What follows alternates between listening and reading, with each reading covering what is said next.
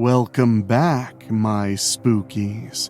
Tonight we're cracking open the kind of stories that smell like ozone, antiseptic, gasoline, and old blood. These are tales of bodies that don't stay bodies, of science that stops asking permission, of monsters that were never supposed to get loose, and of people discovering far too late that nature has teeth. Secrets have claws, and revenge comes home humming through the walls like a live wire. Somewhere tonight, a doctor learns that death is not the end of the experiment. Somewhere else, something ancient and hungry tears its way out of a place that was never really a chemical plant. Deep in the dark, the woods begin to squeal and snort and feed. And behind locked doors, in a warehouse where the rich bury their sins, something lonely, broken, and bloodstained wants to play. So keep your hands inside the vehicle. Do not tap on the glass, and whatever you do, don't assume the thing screaming in the dark is human.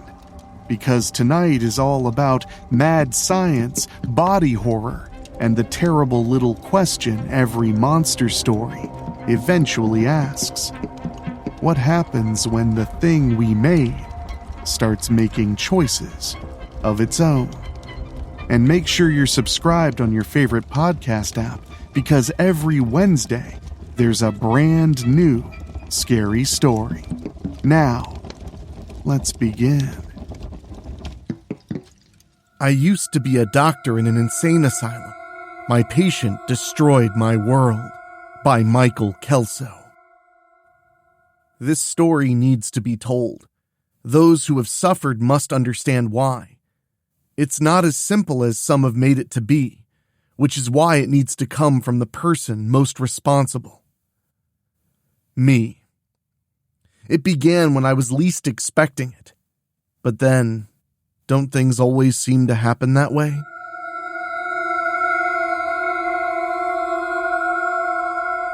I'm telling you, Doc, people just don't understand, Frederick said while rocking back and forth in the chair.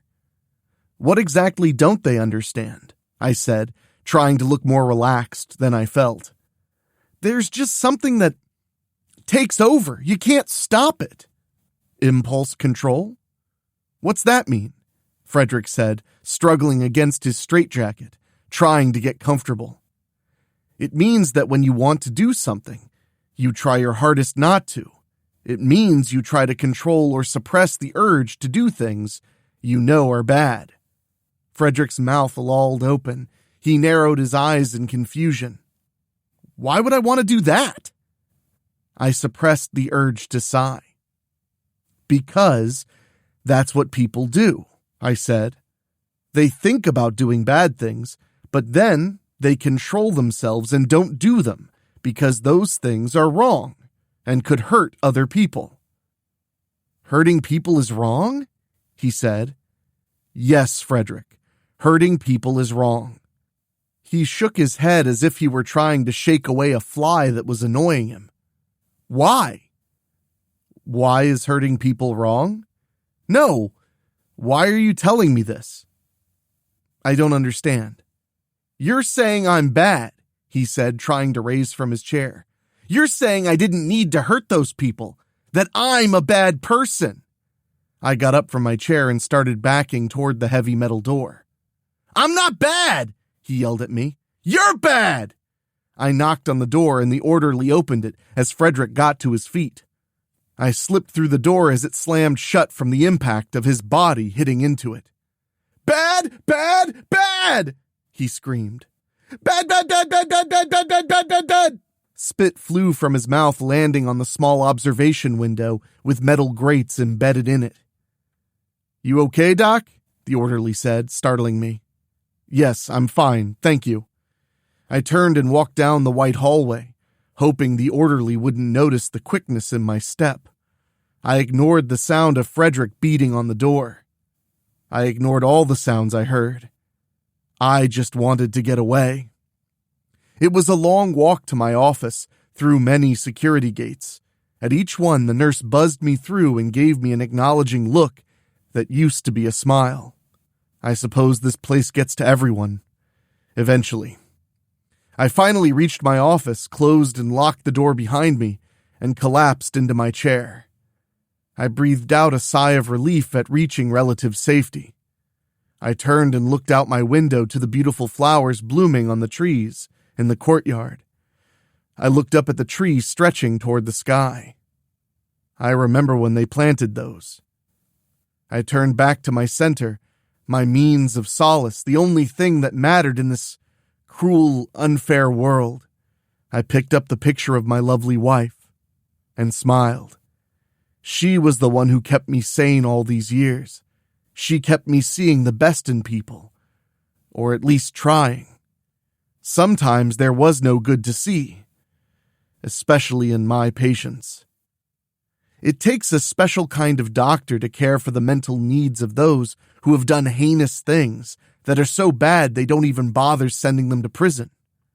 They send them to me. I'm like the dumpster for the dregs of society. Just drop them in the asylum and forget about them. I kissed my wife and set her back on the bare desk, then turned on my computer and added notes from today's session. There was never a recommendation for release. Once patients came here, the only way they left was in a body bag. There was no curing them, only trying to make them docile until they left. Oh, and there were experiments. That was a large part of how we were funded. Companies would pay for certain tests to be done. Some might call it torture, but we called it research.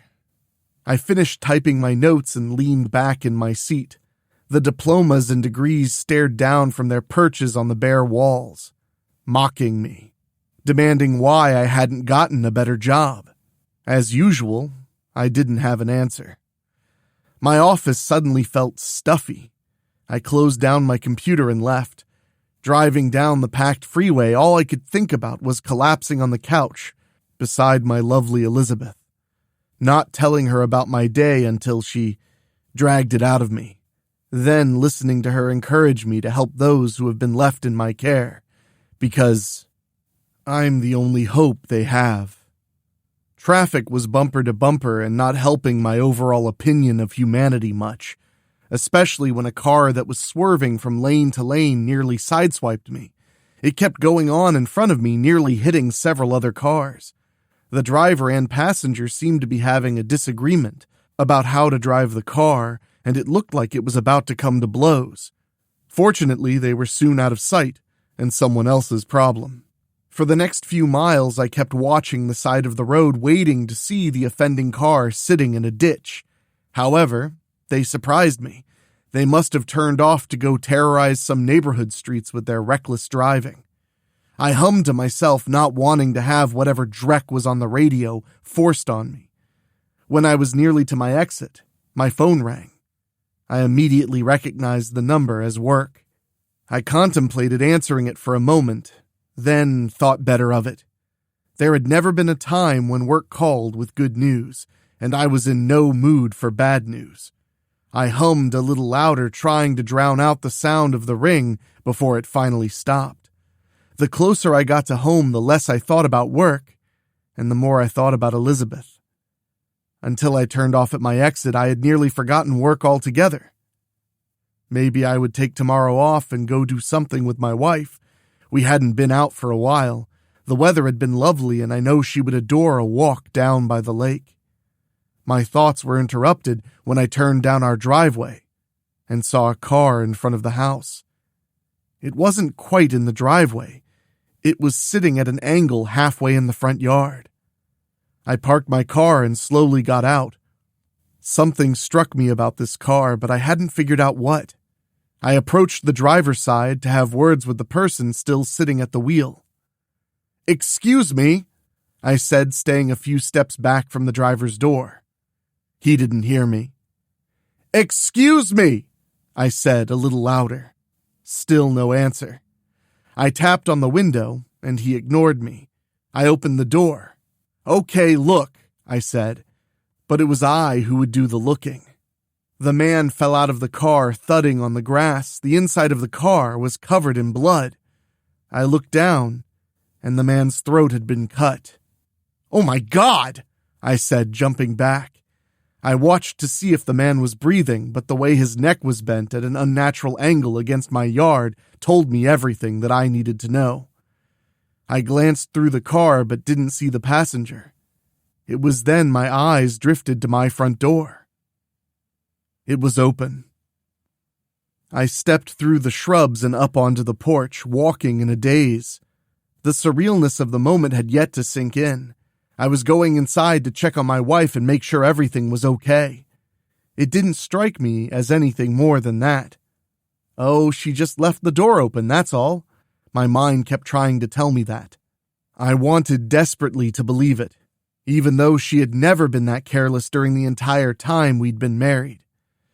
I had pushed aside all reason and common sense in favor of pure denial. Everything was going to be okay. With Elizabeth, everything was always okay. She could literally light up a room with her positivity. She was the best person I ever knew. I have no idea how I got so lucky as to know her, let alone be her husband. I floated in through my front door on my cloud of denial and looked for my wife. It didn't take me long to find her. There was one wall of the living room she was constantly redecorating. She always said it looked bare and empty no matter what she did with it. She was hanging from that wall, naked, her beautiful body desecrated by slices and rips. Her throat had been slit, and blood still poured from it. I ran to her, tried to take her down, screamed her name, and then it was my turn to scream. I looked down and saw a knife blade sticking out from my abdomen. It was part of the cutlery set I had gotten for Elizabeth 3 Christmases ago. I screamed as I slowly turned to face my attacker. "What's up, Doc?" Frederick said, wearing a maniacal grin. The shock had punched a hole in my reasoning. I saw him standing there, but I couldn't accept it any more than I could accept my beautiful wife strung up like a macabre painting hanging on our living room wall. My eyes tried to focus on his face, to make me recognize him as a threat. "How's that impulse control working for you, Doc?" He ripped the knife out of my back. The pain, along with his arrogance, woke me from my shock-induced stupor. "Now do you understand?" he said as he shoved the knife into my belly. I did understand. I understood at that moment that I was already as dead as my wife. I knew that this piece of human garbage had taken something beautiful from this world. I knew I had to do something about it before there was nothing I could do, before my body succumbed to injuries, and I was unable. I grabbed him by the throat. He tried to laugh, but my grip was fueled by desperation. He tried to free himself, but couldn't. He began stabbing me over and over. I refused to release him. I carried him by his neck over to the kitchen counter and began bashing his head off the marble. I was rewarded with spots of his blood. I knew at least I had made him bleed, and that made me smile. His eyes grew wide as my grin grew maniacal. I smashed him repeatedly, crushing him against the sink, breaking the faucet and causing water to spray into the air. His eyelids fluttered as he lost his grip on the knife. He was nearly gone. I would take him with me, and that would be my parting gift to the world. Removing something so evil. Suddenly, my body wouldn't obey commands. My grip loosened. I tried to tighten it, but I had lost all control. I looked down and I was standing in a pool of my own blood.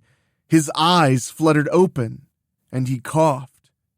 No, I thought. He can't live. He can't win. I had him. He stood as I sank to the floor. "Looks like maybe you do understand, Doc," he said from what seemed like miles away. "Too bad you won't be around to discuss it. We could have a session and evaluate how it makes you feel." His foot came down on my spine.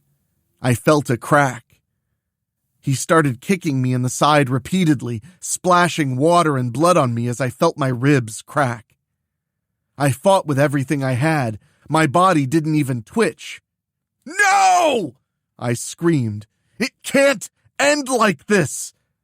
I heard a sizzling sound. And then there was darkness. I could feel movement. Wasn't I dead? Was this what happened after? It was still dark. "Hello?" I tried to say. Nothing. Just the sensation of movement. Am I in a body bag? Am I on my way to the morgue or the grave? Please don't let me be buried alive. But I'm not alive. Am I? I don't feel any pain. That's a good thing, but not a good sign. The last thing I remember was lots of pain. Suddenly, there's a light, and my movement stops. I look up from the floor of a house I don't recognize. Where the hell am I? I'm on the floor next to a wall, looking up at an electrical outlet. Nothing around me seems familiar. I try to stand, but it feels weird. It isn't difficult, and there's still no pain. It just carries an odd sensation with it, like my body is just relearning things. Just like when I was a toddler. I teeter back and forth as I rise, but eventually I'm upright. My first few steps are tentative, but after that I gain confidence with each stride. Aside from the strange surroundings, there's a sensation like ants crawling all over me. I pass a bathroom and glance inside. The reflection in the mirror draws me back. I slowly approach it, seeing something unique and terrifying. It looks like someone drew an outline of a human form using a lightning bolt. The electricity shimmers and crackles as it races around the empty form of the being. I wonder if it will hurt me. Not sure if I want to test the limits of my newfound lack of pain. I hesitantly reach for this creature. It reaches for me at the same time. I'm mesmerized by this mutual curiosity. My hand is about to touch the electric pulse shaped like its hand. I tremble with anticipation and fear as we touch. Surprisingly, I don't feel any pain. I don't feel anything except a hard surface. I move my hand back and forth. The creature does the same. I make quicker movements, and so does it. Finally, out of frustration, I reach back and strike at the creature. My hand strikes the hard surface and it splinters. There are now multiple creatures staring back at me. I step back and make a horrible realization. I am the creature. 1 month later, and police have been unable to find any credible leads in the string of brutal killings that began shortly after the patient escaped from the mental hospital last month, the handsome anchorman stated from behind his desk. They're asking people to call in if they know the whereabouts of Frederick Winston, now known as the Mangler. In other news, the Larson Electric Company has issued a statement that the recent power surges are no cause for alarm. These surges seem to be random in people's homes and certain businesses. An LEC spokesman stated that there appears to be no pattern to the surges and that so far no one has reported them causing any harm. LEC is tracking down the problem and should have it under control soon. The anchorman shifted in his seat and turned to another camera. And on a lighter note, with Halloween months away, it seems that reports of ghosts are on the rise, he said, wearing a half grin. Several area residents have reported what they call a ghost-like figure outlined in light visiting them. Reports vary as to the duration and location of the visits, but they do seem to have a few things in common. The visits are usually short. In fact, most people say that if they blink, the figure is gone. No one has reported the ghost doing any harm, and it seems like anyone within close proximity feels a tingling sensation and their hair standing on end. Maybe I should be visited by this ghost instead of my next hairdresser's appointment, the attractive woman anchor said with a laugh. Schedule me a visit too. the male anchor said, smiling. And that's our news for the evening. Good night. Jimmy switched the channel. Give me a break, he said to the TV. Ghosts? Who's playing what? This is some marketing scheme to sell Halloween crap, like that stunt they pulled a few years back with the clowns hanging around the schools to promote that stupid movie. He switched off the TV and rolled over in his bed. It wasn't long before his breathing slowed. But before sleep could take him, he noticed a glow in the hallway. He didn't remember leaving any lights on when he came to bed. Living alone had its advantages. If he heard someone in his apartment, he knew they weren't supposed to be there. He slowly reached over to the bedstand and pulled out his Glock 9mm handgun, then held it close and listened. He watched as the glow moved. It seemed like someone was looking around. But for what? He didn't really have anything aside from his TV, phone, and video games. If anyone wanted those, they would be in a world of hurt. He had been lucky to get this apartment. If he was honest with himself, it cost more than he could afford. But when he had the chance, he took it. It was too bad the opening came because the person who lived there before him was one of the Mangler's victims. That's probably why he was able to rent the place so quickly and get the price down to where he could afford it, almost. Maybe the glow was one of the street people who were stupid enough to see if there was an empty apartment to claim. That wasn't going to fly either. Jimmy had jumped on this apartment to get away from the dingy rat hole he used to live in on the other side of town. And there was no way he'd let some bum come in here and take what was his. The glow crept closer. He could feel the hairs on his arms raise. There was a sound, too. It wasn't loud, almost felt more than heard. A soft crackle, like electricity when it sparked. The sensory input was almost too much for Jimmy to take. He pointed the gun in the direction of the glow and saw the barrel was shaking. His resolve that he could deal with anyone as long as he had his gun was beginning to fade. The glow became so bright that it finally took form. Jimmy's eyes widened. It was the form of a person, just like the news had said. It seemed to look around the room, then settle its gaze on the bed. Jimmy began to sweat as it approached and stared into his eyes. It was the oddest thing, staring into what should be eyes, but nothing was there. The flashes of mini lightning bolts formed shapes that looked almost human. But it was just an outline. There was nothing inside what should be the body. He shoved the shaking gun out from under the blanket and pointed it at the glowing figure. The figure noted the presence of the gun, then continued to advance. "Stop," Jimmy said. I'm warning you." The figure ignored the warning. Jimmy squeezed the trigger, setting off a deafening shot that went right through the face of the figure. It acted as though nothing had happened, continuing to advance. The ringing in Jimmy's ears made all sounds seem muffled. The figure stopped, 2 inches from Jimmy's face. "Mangler," it said, sounding less like a voice and more like a transmission over an old staticky radio. I'm not the Mangler," he said. "The person who used to live here was killed by him." It seemed to ponder this for a moment. "Find Mangler," it said. I don't know where to find him." It moved an inch closer as the flashes of electricity arced and licked hungrily at Jimmy's face. "Find him."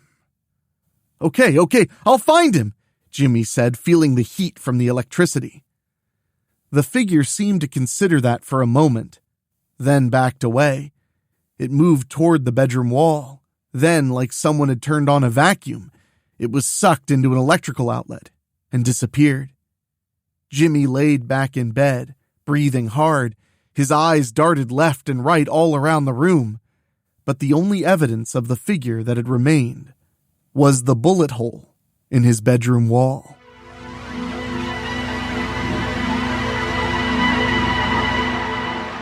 The trips through the electrical conduits had become easier. There were still times when I came out someplace I didn't intend to, but I was usually able to recover quickly and get to where I wanted to go. But where did I want to go? At first, I wandered around, lost in this new form I found myself trapped inside. It was only after I had overheard a news report about the serial killer they called the Mangler that I gained my purpose. Of course Frederick was going to keep on killing. Of course they weren't going to be able to catch him. He'd been inside away from his victims before and he didn't like it. Not being able to torture and kill innocents was like a normal person not being able to breathe. Not that I know much about being normal or breathing anymore. I suppose on some level I should thank him. I thought about it for a long time, and the only thing that makes any kind of sense is, when we were fighting, somehow the water and blood I was laying in got splashed into an electrical socket. Instead of killing me, it bonded with me, making me able to become the electrical current, to ride it like a wave to wherever I wanted. I became faster than any person ever was, and yet I wasn't a person anymore. I have no idea how I retained my consciousness, let alone my memory. But somehow, I justify it by the old adage, I think, therefore I am. My life has become an endless hunt for the person who destroyed me. The person I must destroy. I don't even know what I'll do when I find him, but I will find him. I will stop him. This time, I won't fail. I'll end him like I should have before. I owed it to the people he's tortured and killed since my failure. Most of all, I owe it to my wife. I know she wouldn't approve of my bloodlust. She would say there must be some other option. But if she would be able to see her own dead body hanging naked from our living room wall, I think she just might change her mind. My thoughts are interrupted as I arrive at my next destination, another victim's house. I'm not sure what I'll find that the police haven't, but I have to try. Maybe I can pick up his scent somehow. A plan almost assuredly doomed to failure since I lost all sense of smell in the transformation. I'm surprised, though, that I can still see and hear. I suppose waves of light and sound somehow intersect with my electrical body, and it senses them. I don't question it. I've learned to just go with it. On the plus side, I don't have to worry about eating, drinking, or using the bathroom. I guess there's an upside to everything. Elizabeth would be so proud of me. I arrive at the room where the victim was murdered. Looking around, there's still blood everywhere, along with evidence markers where they took pictures. The sheer amount of blood tells me he took his time. He desecrated this girl in her own room. Her parents must have been out because there's no way they didn't hear the struggle. There were books on the floor, a chair overturned, and blood everywhere. The room was a disaster. It looked like she fought him. I wish she would have succeeded where I had failed. But then, I wish I hadn't failed, and this girl was still alive. There's nothing I can do now except find him and end him. Finding him was proving more difficult than I thought. I had unlimited access to anywhere with electricity, but I couldn't use a computer or a GPS. I was limited to transportation only through electricity. Granted, that still made me the fastest being alive. I say being because I don't think I qualify as a human anymore. But I was limited to traveling to a place and then trying to find out where I was and if he was there. If he knew I was searching for him, all he would have to do is live the rest of his days in a cabin in the woods with no electricity, and I'd never be able to reach him. I believe two things worked in my favor with that theory. First, I don't think he's that smart. And second, I don't think he knows I'm looking for him. I believe that surviving our fight only further empowered him to kill. When someone feels invincible, they're bound to make a mistake. An officer walked into the room, and I ducked back into an outlet. I was able to hang on where I was and watch from the inside of the outlet without being transported somewhere else. The officer looked startled and stared at the empty air that I had just vacated. She looked like she was unsure if she trusted what her eyes had seen in the instant before I vanished. She slowly stepped over to the corner and bent down to peer into the outlet. For a moment, I wondered if she could see me, and what exactly she would see. But then her radio squawked, calling her to another scene. When I heard the voice on the radio say the address, and that they might have the killer cornered, I didn't waste any time. It was maybe 15 seconds until I was across town at the address I'd heard. There was a lot of screaming and crying going on. I came out of the outlet and saw blood on the floor beside a body that wasn't moving. There was a girl being beaten by a man with his back to me. He turned to take another swing, and I knew my search was over. My therapist used to tell me I needed to work on my impulse control, he said calmly as he slapped her. I think I'm doing pretty good. I've been here 10 whole minutes, and you're still alive. I shot across the room and knocked him to the floor. He jumped back and looked around for what had hit him. What the hell? I saw the fear in his eyes when he saw me. I know Elizabeth would have been ashamed of me, but I was enjoying his anxiety. After all he had done to me and so many others, I drank it in like an elixir. He started edging toward the door. I was there in a heartbeat. His eyes darted back and forth where I used to be and where I now stood. The panic in his eyes doubled. I wanted to make him suffer, but I didn't want to make the same mistake I'd made before and let him escape with his life. I lashed out with a bolt that used to be my arm. The energy slashed through his shirt and fried a hole in his shoulder. He screamed in pain and horror as he looked at the smoking hole in his skin. He tried to run, but in an instant I was there in front of him, firing another bolt and searing the skin across his waist to his jeans. His screams of pain and rage were only matched by the feral desperation in his eyes. Not knowing what to do, he went with the familiar, attack the innocent. He grabbed the girl who had been crawling away from the scene. He grabbed her again and held her in front of him like a human shield. What a waste of skin. I fired a bolt into a ceiling light beside me, which ricocheted and hit him full force in the leg, nearly severing it. He went down like a ton of bricks, trying to hold on to his hostage, but she was fighting to get away from him. She broke free and he crumpled to the floor. "What do you want?" he screamed at me. With everything that is within me, I wanted to tell him who I was and what he had taken from me and what I was about to take from him. But I didn't want to give him the satisfaction. I wanted to give him only uncertainty and fear to cling to. I could feel the seconds ticking away. I knew I had to make the most of this opportunity, or he would get away again. And after this, I might never find him. I unleashed every ounce of energy at him. I couldn't even see him. He was only a smoking pillar of frying skin. Just then, the police burst through the door. "Freeze!" The first officer started, then the shock of what he was seeing stole the rest of the word from his mouth. He stood there, mouth agape, when the female officer stepped in behind him. She looked at me and her wide eyes narrowed as she put 2 and 2 together and recognized me from the last crime scene. I had no reason to fear. I didn't know if I could even be harmed in my current state.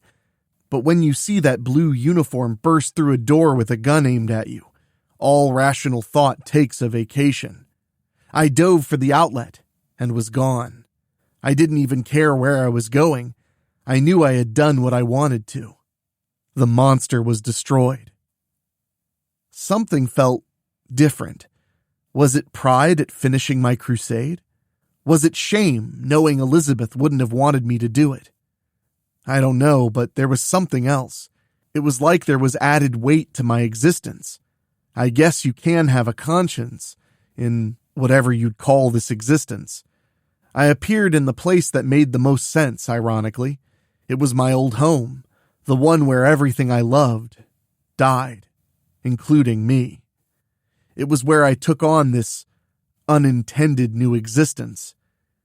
Is that why I felt this extra weight? Was it some cathartic after effect of my search for revenge that was finally over? I looked around the charred debris of what used to be my home. In my mind's eye, I didn't see the burned out shell of what was left. I saw it as it was when we first moved in. when Elizabeth started decorating, when the interior was finally finished, and I turned to her and said, "For now," knowing she would decide to change everything at some time in the future when she was bored, just like all women seem to do. I remember getting a paintbrush across the mouth for that comment. I smiled, remembering kissing her with my freshly painted mouth and ending up in the bedroom. As I turned toward where I'd entered the house, my smile quickly faded. For some reason, I was still connected to the outlet. That had never happened before. Another curiosity arose when I noticed the color of my electrical body was now tinged purple. It had always been blue before. The tail of what had yet to come out of the outlet was red. As I pulled and it came the rest of the way out, it merged with me and turned purple. "What the hell?" I heard someone say. I whipped around, but no one was there. "Where am I?" the voice said. "Who are you?" I said to the air. There was a long silence. "Doc?" the voice said. As far as I knew, it wasn't possible for my spine to turn to ice, since I no longer had a spine, but the feeling seemed the same. "Frederick?" I said. "What happened?" he asked. "This crazy electric thing attacked me and now..." "Wait a minute. How am I talking to you? You died months ago." My shock gave way to utter despair. My enemy was now part of me.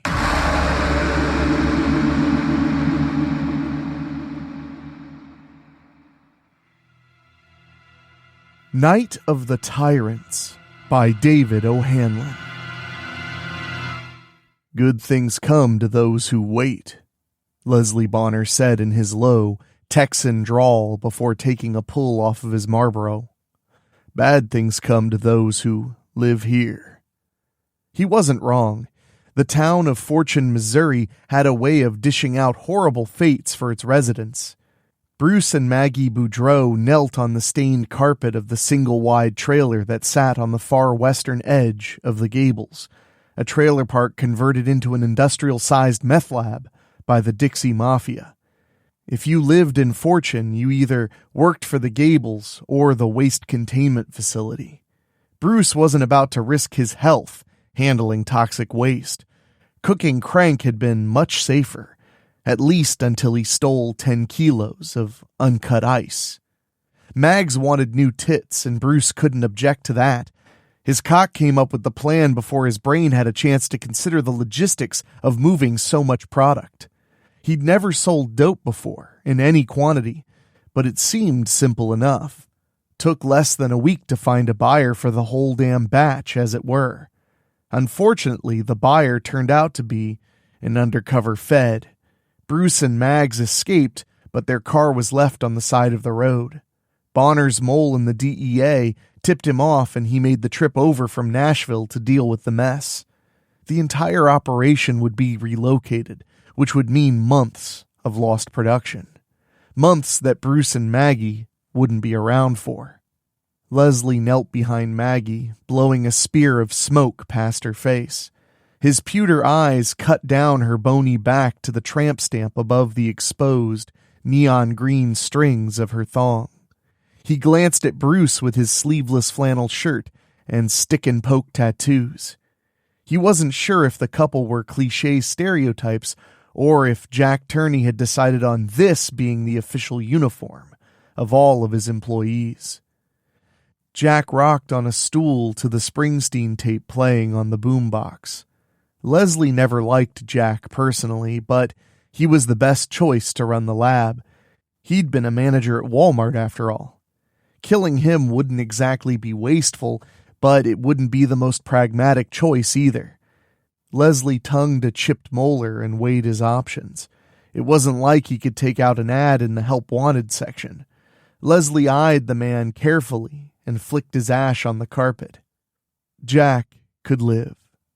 The other two would just have to die more painfully to make sure the point still got across. Leslie extinguished the cigarette behind Maggie's ear.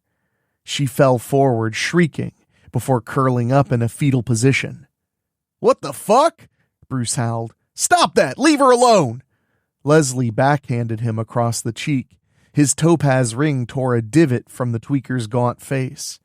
Maggie's screams seemed to get louder, changing pitch, and then went on forever. Jack stopped rocking and looked at one of the foil-covered windows. The aluminum blocked the heat signature of the labs from the police choppers using infrared scanners, but it also left the occupants blind to the outside world. His shaking hand battered the top of the radio until he found the stop button. Leslie turned his ear up to the ceiling. It wasn't his victim he was hearing. "That's an emergency siren," Jack stammered. "Something's happened at the waste plant. Toxic spill, maybe. Shit. Nothing else it could be." "Great," Leslie hissed. He stood slowly scratching at his chin. A smile creased his face, and he gave Mags a kick in the tailbone. "Actually, this is great. Fucking full-on act of God great." "How you figure that, Les?" Jack chewed his fingernails in anticipation of the answer. "Feds can't snoop around if the whole area's gone nuclear, or whatever the shit they have out there." Leslie chopped his hand down on the back of Bruce's neck and sent him crashing over. "What the hell do they have over there?" "Nothing good," Jack muttered. Maggie crawled on her knees to Bruce's side and stroked his face. "You okay, baby?" "Course he is," Leslie snorted. "I ain't about to kill either of you that quick. Just a little thump to make sure you're both paying attention." "You bastard," Maggie sniffled. The running mascara became white trash war paint as she glared at him defiantly. "If I wasn't tied up, you'd be The trailer rocked violently. Leslie drew the oversized LAR Grizzly pistol from his shoulder holster and went to the nearest window, ripping away the tinfoil that covered it for a peek outside. He scanned the park for anything out of the ordinary, but only saw more of his employees stepping out of their trailers to investigate for themselves. "Was that one of the labs?" Jack asked, shakily. "Too far away," Les reassured him. "Something must have gone really rotten up at the chemical depot. You keep any respirators in here?" Jack nodded and jabbed a finger toward a cabinet near the sink. "Good." Leslie waved him towards the window with the pistol. "Come watch for anything unusual." Jack did as instructed. He cupped his hands around his eyes and pressed them to the glass for a better look. One of the crooks from the nearest lab lifted his safety goggles and squinted into the surrounding woods. The man took a few tentative steps forward, then stopped. He was pointing at something. Jack turned to tell Leslie when he noticed Bruce. "Hey, knock it off!" Jack grabbed a half-empty Schlitz can and chucked it at him. Bruce flinched as it bounced off his shoulder, and the tiny pocket knife clattered to the floor. Mags snatched it up, quickly. "Boss, the bimbo thinks she's being cute," Jack tattled. "She is cute, Jack. Just look at that face." Leslie cocked the hammer back. "Wonder if it'll still be cute dripping down the wall." Maggie looked from Jack to the gun, then up to the surgical eyes of Leslie Bonner. He wasn't bluffing. She turned the knife over in her hands and stabbed it into the floor. Les took a respirator from the cabinet without looking. Jack snapped his fingers and pointed to the far wall. "Get your bony ass over there until you're told otherwise." He waited for her to stand before turning his attention back to the window. Leslie set the gun down long enough to get the mask on. The glass exploded inward, and Jack staggered backwards. He stumbled left, then right, then forward, back again. Maggie's screams filled the meth lab, rivaling the siren outside. Leslie snapped the gun up into a two-handed grip and aimed at the window. Jack continued to square dance, blood splashing against the ceiling from the stump on his shoulders. He finally collapsed next to Bruce, knocking over an ether tank in the process. His severed arteries spurted the prisoner's face, drawing gags and whiny curses. Bruce rose to his knees and scuttled away from the corpse. "Where the fuck is his head?" Leslie barked. He swung the pistol toward Maggie. What happened?" "There's something out there," she shrieked. It bit off his goddamn head." "Obviously." Leslie changed his aim back to the window. "But what was it?" "Hungry, you dumb son of a bitch," Bruce cried. "That's what it was. It's a monster." "I'm the only monster here, Bubba," Leslie reminded him. People were screaming outside. The trailer rocked and the ceiling creaked as something heavy settled onto it. Footfalls thumped like sledgehammer blows overhead. Maggie slid across the carpet on her knees for the knife. She began sawing through the ropes as whatever was stalking across the roof came to a stop directly above her. Something flashed past the broken window. Leslie's pistol unleashed a clap of artificial thunder and blasted a chunk from the frame. Bruce cupped his hands over his ears. "Jesus, couldn't you find something smaller?" he whined. "Sure, lend me your pecker." Leslie stomped over to Maggie and snatched the knife from her. He pressed the edge against her cheek. The respirator made his eyes appear even less human. He cut her loose with a precise slash and dropped the blade in front of her, with a nod to Bruce. "Cut the little bitch loose," he grumbled. "I could use an extra canary." Maggie did as instructed, then closed the knife and tucked it into her halter top. She helped Bruce to his feet, wiping Jack's blood from his face. "It's going to be all right, baby," she lied to him. The thing on the roof shifted its weight, crumpling the tin loudly. Leslie fired 2 shots through the ceiling. The muzzle's fireball made the cloud of dislodged asbestos twinkle as it swirled around them. Crimson drops falling through a fist-sized hole spotted the carpet. Leslie grunted contently. "Whatever it is, it ain't bulletproof," he mused. The trailer shook as something threw itself against the wall outside. "It ain't happy, neither," Bruce said. "We can't stay here." "I agree."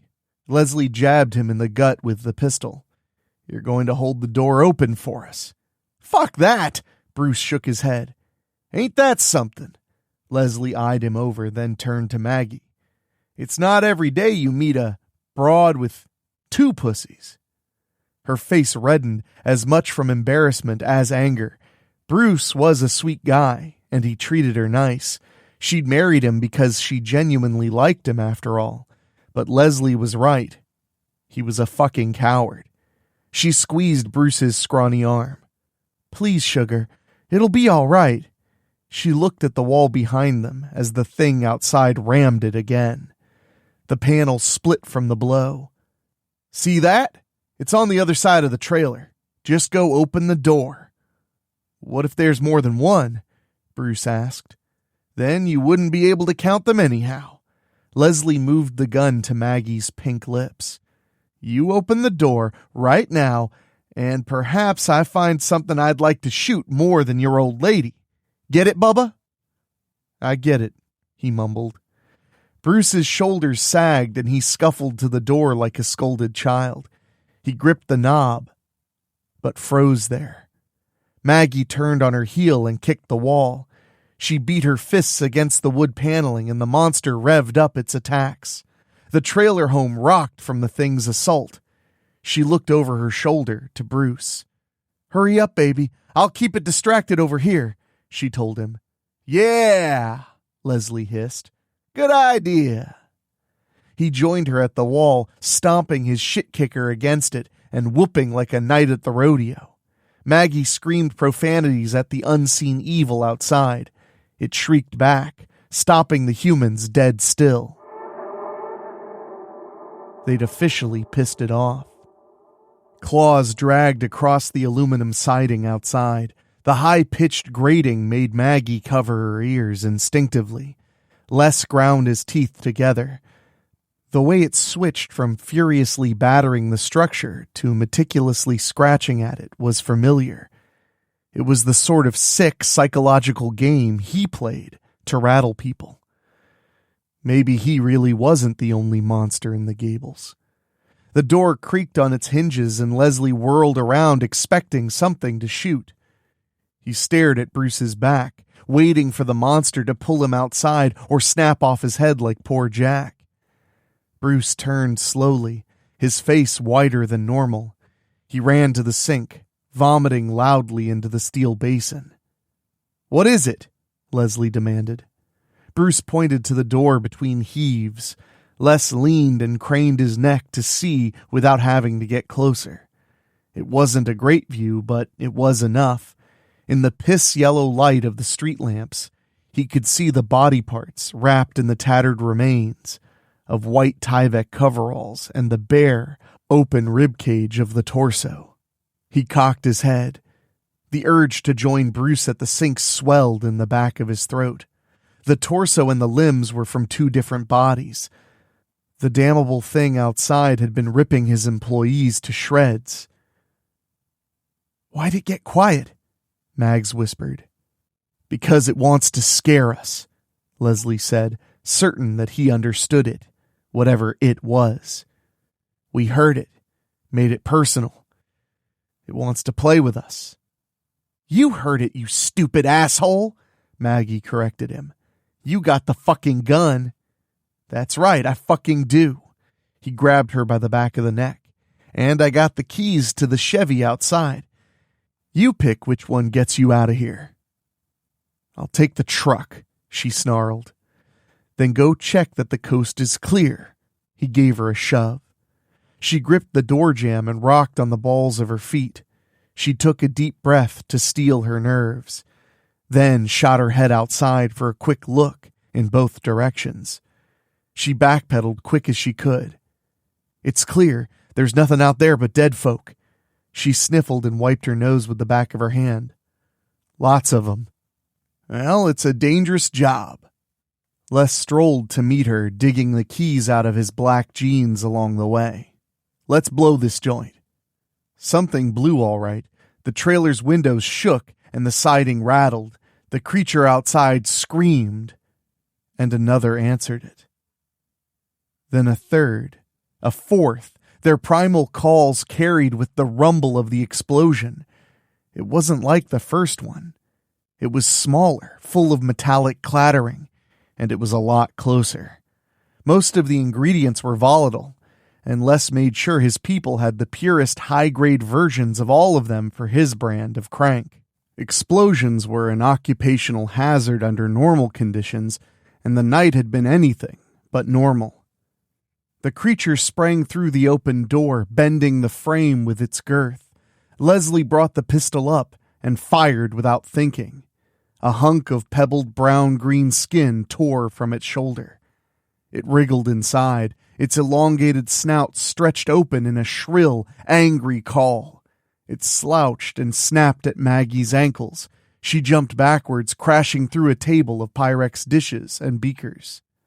Les fired again. The jacketed hollow point punched into the creature's chest. A stubby, clawed forearm dangled from its twisting sinew. Another round blasted through the billowing, leathery neck and painted the wall with a thick, arterial spray. The final shot passed through its eye, turning its head into a gory party popper that littered the trailer with bits of brain matter and skull fragments. It collapsed with its powerful hind legs twitching and shredding the carpet. Bruce walked to it, cautiously. Leslie joined him, followed by a limping Maggie.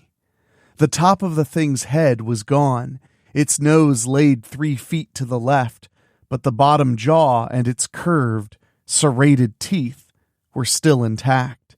The thick, muscular tail squirmed on the floor the way a snake does after its head's been chopped off. Maggie sagged to the carpet beside it. "It can't be," she said. "It is," Leslie informed her. He smiled big, the way only a Texan would in such situations. "Sweet cheeks? We just killed us a dinosaur.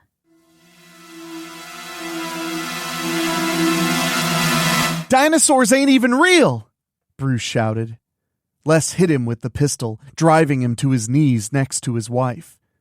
They are, and there's plenty more of them, Leslie growled. At least 3, matter of fact. Let's go to that truck, Mag whispered. She snapped her eyes to Leslie. Now! The keys fell into her lap. She held them up by the rabbit-foot keychain. For good luck, Les explained. The rabbit had 4 of them, and look how he wound up. She stood skirting around the dinosaur carcass. The tail flopped about to block her path to the door. She tried stepping over, and it swept her leg, making her stumble forward. Leslie watched her topple over the threshold and disappear off the rickety steps. He couldn't hear her hit the ground over the still screaming siren. He heard other things, though. Gunshots popped off around the gables, the sound of his employees fighting back against the prehistoric super predators. Screaming and roars interrupted sporadically. Then, less screaming. Then, less shooting. He didn't get to Fortune often, so he wasn't sure how many people Jack employed, but so long as they were fighting, it meant the dinosaurs were distracted. He gave Bruce a kick in the hip. "Get up." "I think we should hide," Bruce said, sniffling. "The alarm means the depot called for help, don't it?" "How the fuck should I know?" Leslie looked down at the dinosaur and huffed. "Oh hell, we better hope that ain't what it means." "Huh?" "Goddamn, boy. This lizard's brains are all over the living room, and it's still smarter than you." Les grabbed Bruce's collar and hoisted him to his feet. "They said it's a chemical storage site, but they're making dinosaurs. Don't you get it?" Bruce stared at Leslie for a long moment before shrugging. He did not get it. "It's a secret project where no one's going to give a fuck about it," Leslie explained. "This town's always had shit luck, and plenty of it. One more disaster ain't going to hurt nothing. Whoever's running the operation, really running it, is going to kill every motherfucking Peckerwood in Fortune and blame the whole thing on a chemical spill." "Oh." Bruce bit his lip. His eyes widened when it all sank in. "Oh, we gotta go." "Glad you approve of the plan." Leslie rolled his wrist. The pistol felt reassuring in his hand, but it also felt light. He ejected the magazine and tossed it over his shoulder. It clattered into the kitchen. He eased the slide back a bit, but didn't look. It took him 3 more seconds to get up the nerve for that. He glanced quickly, scared of what he'd find. He gave a sigh of relief at the hint of polished brass. There was still 1 bullet in the chamber. He couldn't waste it on Bruce, not until the now leaving Missouri sign was miles behind them anyhow. The sudden rumble of his truck brought him back to the present. He gave Bruce a shove toward the door. The dinosaur's tail flailed once more and fell still as if letting them pass by choice. Headlights blazed across the yard and the truck slid to a stop in front of the porch. Les gave Bruce another prod to exit. "Would you look at that, Bubba? Your old lady's come to save your sorry ass. Best we don't keep her waiting." He nudged him with the gun for emphasis. Bruce nodded and eased himself forward. Maggie was waving frantically for him to hurry.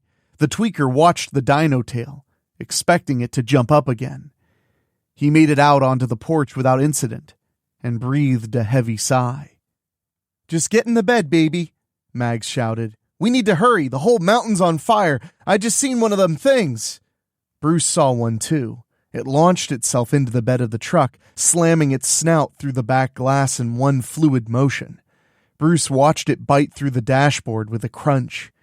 He screamed and jumped over the dead Saurus, sprinting back into the safety of the meth lab. "You fucking coward!" Leslie shouted. The gangster knelt and braced the pistol over his arm, taking aim into the cab of his truck. There was no clean shot.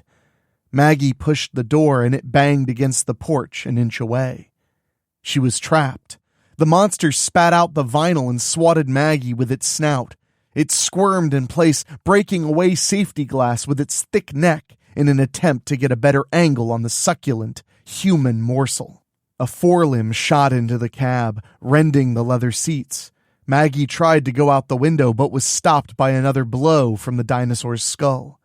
It bared its teeth in front of her face. The fetid hot breath reeked of blood and the scraps of raw meat clinging between the serrated fangs. It snapped down. Maggie jerked her head away, leaving a clump of Aquanet-flavored curls in the beast's mouth. Her foot battered the pedals in her attempt to escape. The engine revved, drawing a hiss from the monster. The dinosaur's fingers curled around the steering wheel. It wrestled itself further into the cab, rocking the truck violently with the effort. The monster tried to bite again, nipping away a piece of flesh from Maggie's shoulder. She saw Leslie in the doorway taking aim, but holding his fire. She didn't see her loving husband, however. Leslie holstered the weapon and turned his head down. If Maggie was going to survive, she'd have to save her own ass. Another hot breath hissed across her flesh. She swung her hand around looking for salvation. Her fingers struck the chrome skull atop the gearshift. She stomped the clutch to the floor. The steering column shattered as the wheel was wrenched from it. Maggie hooked her fingers around the skull and forced the shifter into gear. The truck crawled forward. She slammed into the door, banging it into the porch again. Again. One more time to no avail. The roof of the cab bent, allowing the dinosaur the room to move. It reached its head back and hissed. Maggie threw herself against the door again, still trapped. The monster spread its jaws and lunged for a killing chomp. Maggie's face hit the ground, shattering her nose. She'd never been so happy to hurt so bad. The snap of the teeth closing behind her echoed in her skull. She rubbed the tears from her eyes and watched the truck roll away, with the dinosaur wrestling in the entrapment. It roared and shrieked furiously. The others answered the cries. Trees shook as one of them ran to its packmate. The chemical plant, or whatever it really was, had blown sky high and set the mountain ablaze.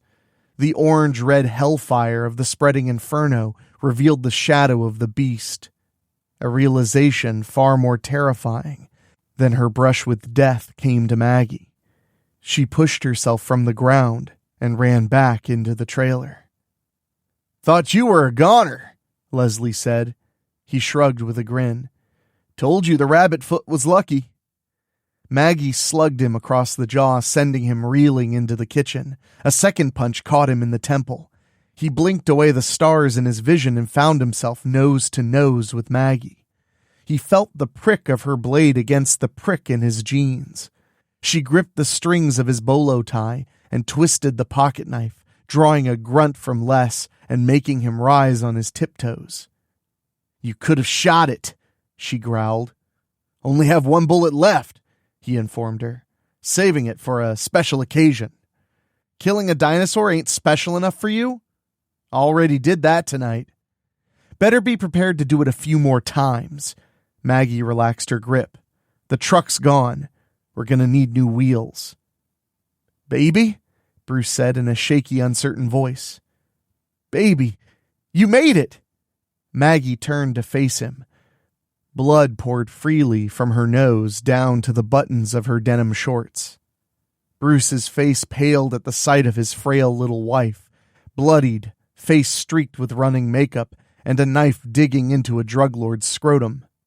His mouth moved silently, sampling the possible apologies for running away.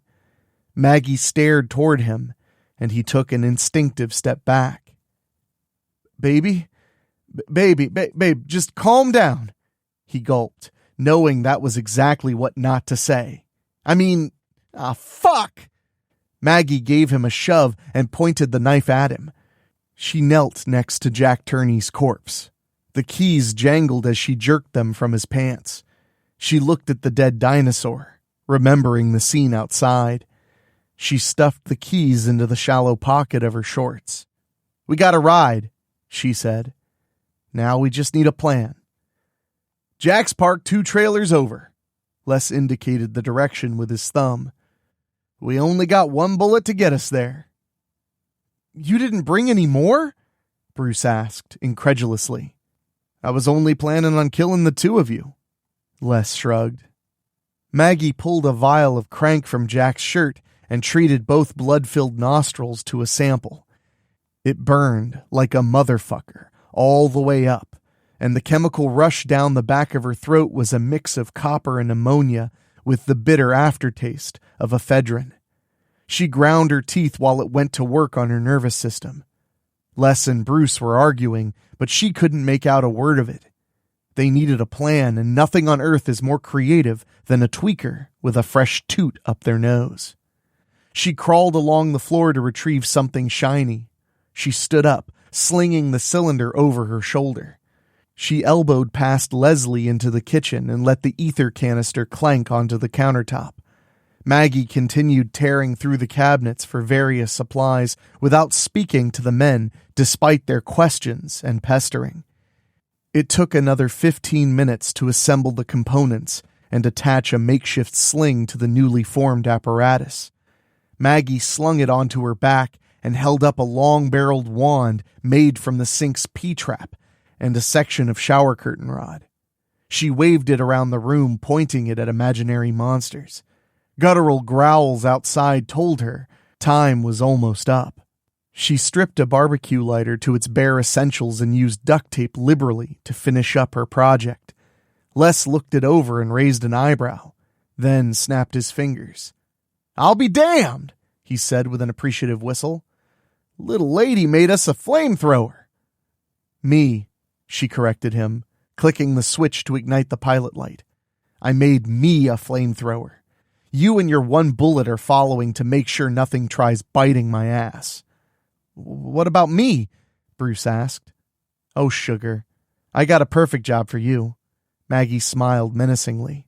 "Since you like running, you can lead the way to the car. You know which one.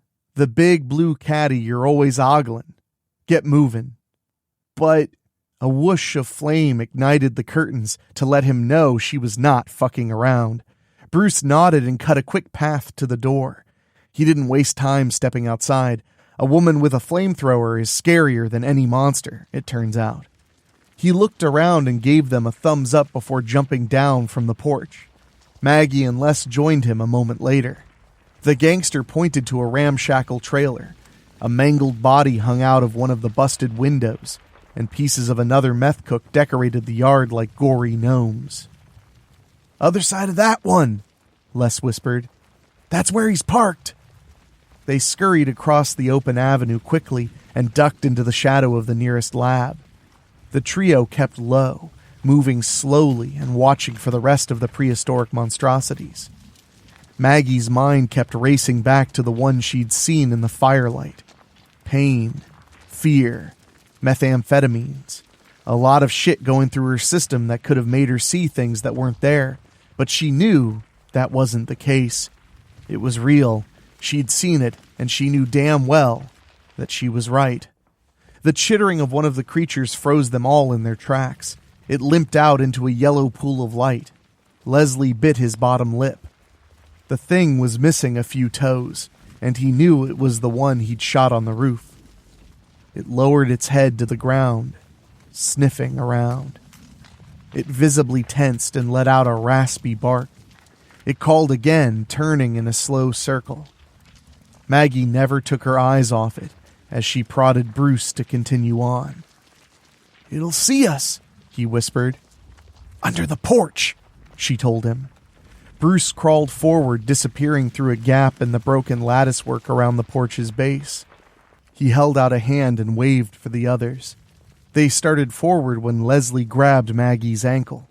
She glared over her shoulder, ready to burn him alive on the spot. He shook his head and pointed at the porch. Bruce's waving arm was all she could see. The rest of him was completely cloaked in the darkness beyond. Then it moved. The glint of eye shine was right behind her husband. His arm jerked under the porch impossibly fast. She heard the wet crunching before he could cry out. Maggie screamed furiously and cranked the valve wide open. A spear of flame shot through the opening, igniting the porch in a flash. She saw the burning lizard dart under the trailer and followed it with a sustained blast from her weapon. "Time to leave!" Leslie shouted, trying to pull Maggie up by the band of her shorts. "It's gonna blow!" She looked up at the lab, now a 5-alarm structure fire, and knew he was right. The dinosaur shrieked in agony as it cooked in the crawl space. The wounded one limped at them fast as it could manage. Maggie spun and put a wall of fire between it and them. The dinosaur couldn't stop fast enough on its injured foot. It toppled over and cried out as Maggie adjusted her aim to burn it too. They rounded the trailer. Jack's blue Eldorado was waiting in a gravel parking spot 100 yards away. They ran as hard as they could. Leslie passed her and got to the car first. He pulled the door handle only to find it was locked. He looked back and held out his hand for the keys. The ground trembled around him. Maggie slid to a stop, falling flat on her ass. Leslie looked at her, curiously. Loud, fast thumps echoed through the night. Each one reverberated through his body. He glanced at the caddy's side mirror, and the warning that the object within was closer than it appeared. He rolled his wrist. The gun still felt reassuring. It was the special occasion he'd been saving that bullet for. He whipped the muzzle under his chin. The mother Tyrannosaurus snatched him off the ground in her powerful jaws. Her teeth shredded his guts and snapped through his back. There was a muffled pop as the gun went off inside her mouth. She slung her head from side to side until his lower appendages sailed over the top of a trailer. She turned her snout up and choked down Leslie's torso whole. Maggie got to her feet and fired the flamethrower in short bursts like a lion tamer cracking a whip. The big mama backed up slowly. The meth lab she'd set ablaze exploded, startling the creature. Maggie got to the car and reached into her pocket for nothing. The keys were gone. She looked back and saw them shimmering in the firelight where she'd fallen. The flamethrower sputtered. She discarded it and dropped to the ground, rolling under the car as the beast scooped up a mouthful of gravel. It bashed its head against the car, shoving it to the side. Maggie scooted along to stay underneath it. The explosion had thrown flaming materials into the surrounding mobile homes. They were all starting to go up. She was trapped under a car, being pursued by a dinosaur in the middle of hillbilly Hiroshima. Metal crunched, and the frame of the car got uncomfortably closer to her. She crawled on her back toward the front of the Cadillac. The drive shaft tore her halter top open, and for the first time ever, she was thankful for her small endowments. She heard the clatter of the knife falling out of her ruined top. Her fingers curled around the wooden grip, and she opened it with a dainty click that the T-Rex answered with a mighty roar. Maggie hurried to the engine compartment and wriggled her arms up, groping blindly for the fuel line. She cut at anything that felt right. The third try sent a spurt of gasoline into her left eye and let her know she'd found it. Maggie dropped the knife and continued forward as the pool spread beneath her. She grabbed the bumper and took a deep breath, holding it in while the monstrous mommy stomped over the car to the other side. Maggie looked at the clawed feet. It was facing away from the trailers. She had a chance. Maggie pulled hard on the bumper, freeing herself from under the car and grating away the flesh of her shoulders in the process. She rolled to her hands and knees, scrambling like mad until she got her feet under her and could run. The trailer exploded. The car went up next. She heard the pissed-off roar of the beast. She looked back to see it staggering away from the brutalizing heat. Another lab came apart in a massive fireball, engulfing the beast and spurring her to run faster. The glades continued exploding for another 30 minutes, and Maggie ran the entire time. She could barely hear the small pops of secondary blasts by the time her legs gave out and she collapsed on the side of County Road 232. Her feet twitched like they wanted to keep going, but the muscles in her legs weren't having any of it. Helicopters rumbled overhead on a path toward fortune. She rolled onto her back, clapping her hands to get their attention. Her lungs were too busy fighting for air to call out. She slapped the ground in defeat. Maybe they were the army or something, and they'd kill that big bitch of a dino before it caught up with her. Headlights crowned a hill further down the street, and Maggie forced herself to her knees. She tried to slow down her heaving breaths, but it was pointless. It took all her effort just to stand. Something chittered behind her. She bent, putting her hands on her knees, and shook her head. She looked at the headlights, at her salvation, then over her shoulder, just in time to see the teeth closing around her face.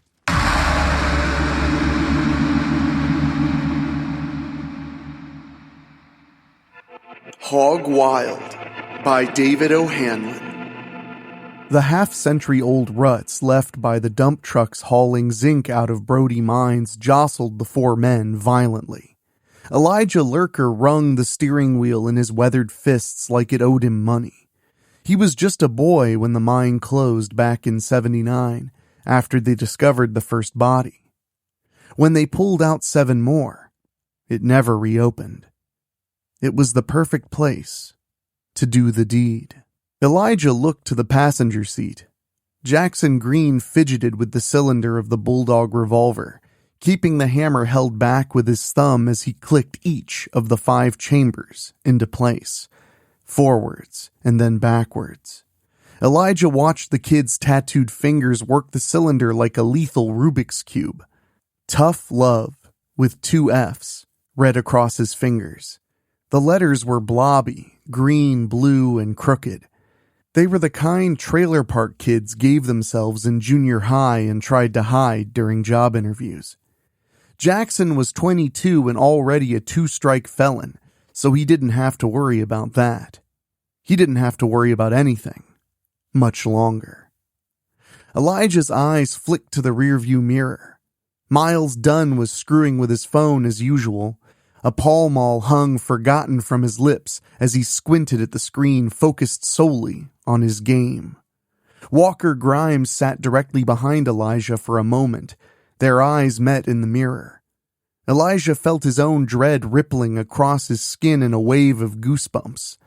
As soon as the job was done, Walker would kill Jackson. The 3 of them all agreed to it, as if they had a choice after the kid's screw-up in Bentonville. Elijah glanced at Dunn again in time to see the ash finally fall. Dunn took a drag off the cigarette and dusted the ash to the floorboard. The front tire dropped into a deep rut, banging the frame against the dirt road. Jackson's thumb slipped from the hammer, letting it fly forward. The .44 Special boomed in the confines of the sedan. Elijah screamed. The window beside him shattered as something struck the side of the car.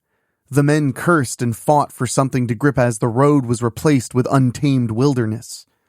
Jackson's shrill screeching drowned out everyone. Elijah fought with the steering wheel, narrowly missing a tree. They were no longer going up the mining road, but careening down the mountain.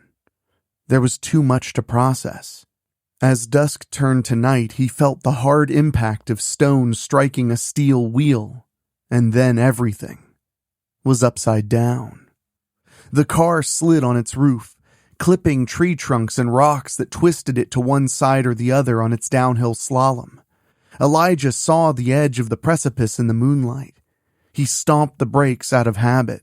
He squeezed his eyes shut as tight as he could manage as the car went over the edge and twisted in the air. The landing was jarring. It felt like the seatbelt might tear all the way through him. The airbag hadn't deployed, and as he tentatively opened his eyes, he saw why. They hadn't hit the ground.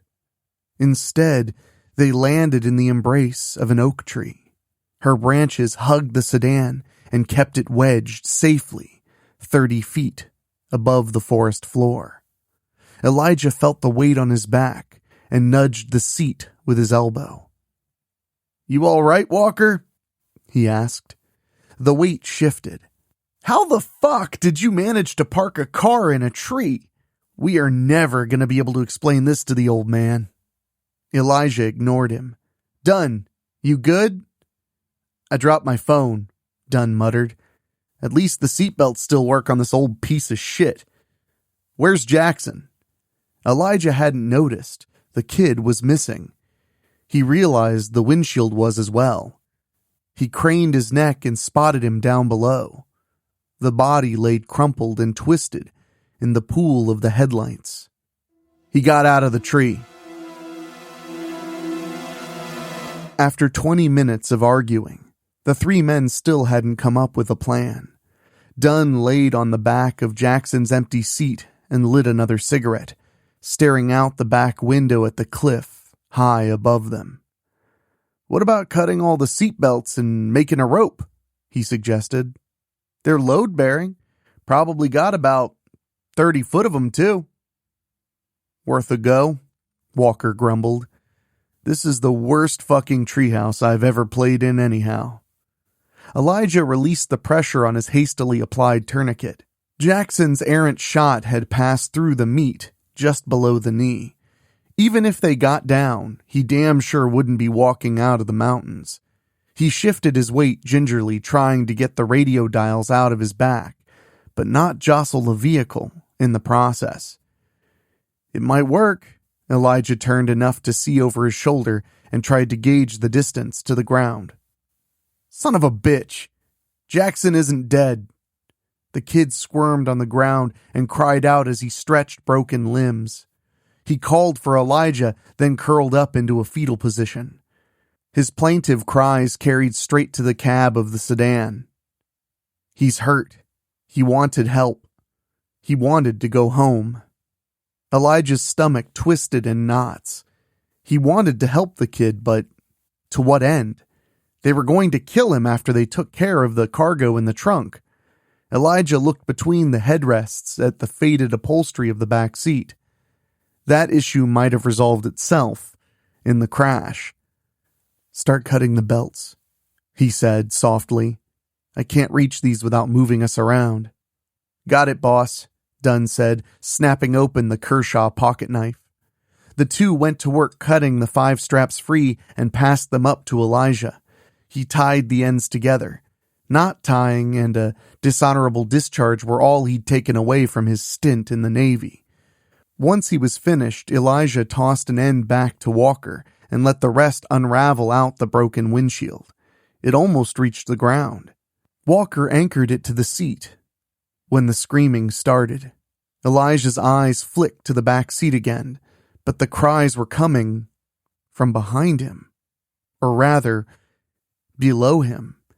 He turned, leaning over the dash for a better view. Jackson wasn't alone. A passel of feral hogs circled the kid, sniffing noisily at his bloody wounds. Elijah watched as their numbers swelled to a baker's dozen. The mountains were full of those bastards. The rocky terrain made hunting them difficult, and there were no natural predators. They ate, fucked, and kept on moving. 300-pound locusts. Worst of all, they weren't picky about what they ate. "Help me, Elijah!" Jackson wailed. A few hogs took a step away when the McNuggets started making noise. A few, but not all. A big, tusked daddy of a hog nudged Jackson's ribs. The headlights of the suspended sedan threw a spotlight on the whole scene. Jackson tried to shove the animal's head back. Elijah gagged as the boar nipped away his fingers. "Done. Fire a shot at the pigs," Elijah said. "No way. Too much noise, boss. It might shake us loose." Dunn replied. We're going to kill him anyway, Walker said. If the Hogs do it for us, we don't have to worry about evidence or hiding the body. Speaking of, we can't leave the car in the tree. I'm aware. Elijah tugged the improvised rope. Start down. I'll go last. Sure thing. Dunn pulled the lever to lay the passenger seat forward to the dash. The car rocked ominously, and they all froze in place. Walker glared at Dunn, and he shrugged in return. Dunn went first. He climbed over the seat and gripped the rope as he eased through the empty window frame. Elijah had never seen Dunn nervous before. It would have been amusing if it weren't wasting time they might not have. Jackson's screaming was getting louder, but Elijah couldn't bring himself to look again. He focused on Dunn as the man twisted the belt around his forearm and slid along the hood. Dunn lowered himself slowly and paused. Just wait for me to reach the bottom before you come out, Walker, he hissed. No shit. Think I want to fall? Walker leaned on the back of the driver's seat and stretched to watch Dunn's descent. What's the plan, Elijah? Dunn gets to the bottom and scares off the pigs. Then you can finish Jackson while I come down, Elijah sighed. After that, I don't know. You two walk until you have service and call the old man, I guess. He's going to be righteously pissed. Walker looked over his shoulder. You hear that? The back seat collapsed forward, and the snitch in the trunk came toppling after. The dainty form hit Walker in the ass and sent him toppling through the windshield. The enforcer hit the ground like a lawn dart next to Jackson. Several of the pigs scattered from the heaven-sent morsel, crashing down in the middle of their dining room. The animals squealed and hollered. The woods came alive with rustling and grunting. Elijah looked down at Dunn, still dangling from the straps, frozen stiff in disbelief. What the fuck was... Dunn slipped a little as he raised a hand to point. Gabby McKee, witness to the cock-up in Bentonville, swung the tire iron at Elijah's head. He twitched to the side. A spray of broken plastic peppered his cheek as the radio shattered against his skull. Gabby held on to the headrest and stepped on the console to take a short backhanded swing at him. Elijah caught her wrist and laid back, blaring the horn. He put a foot into her stomach and shoved her off. Gabby hit the roof and toppled over the leaning seat. She grabbed the headrest with her legs dangling out the windshield frame. She put her bare feet on the hot hood and tried to pull herself back in. The aluminum struts of the adjustable headrest bent, and she dropped the tire iron for a better grip. The cushion clicked twice as it slipped further out of its socket. Gabby shrieked and pulled harder. Her pale, freckled arms tensed with effort. Elijah rolled over violently and caught her elbow as it gave out. The headrest bounced on the forest floor, and Elijah's eyes went wide with terror. Dozens of pigs had joined the sounder. He guessed about 50 of them altogether.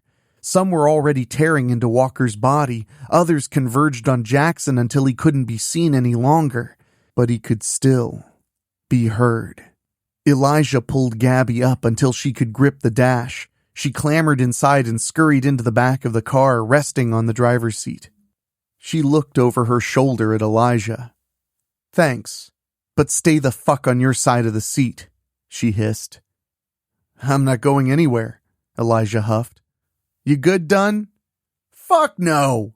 Elijah didn't like the sound of his voice. Something outside of the obvious was wrong. He braced himself for another look over the dash.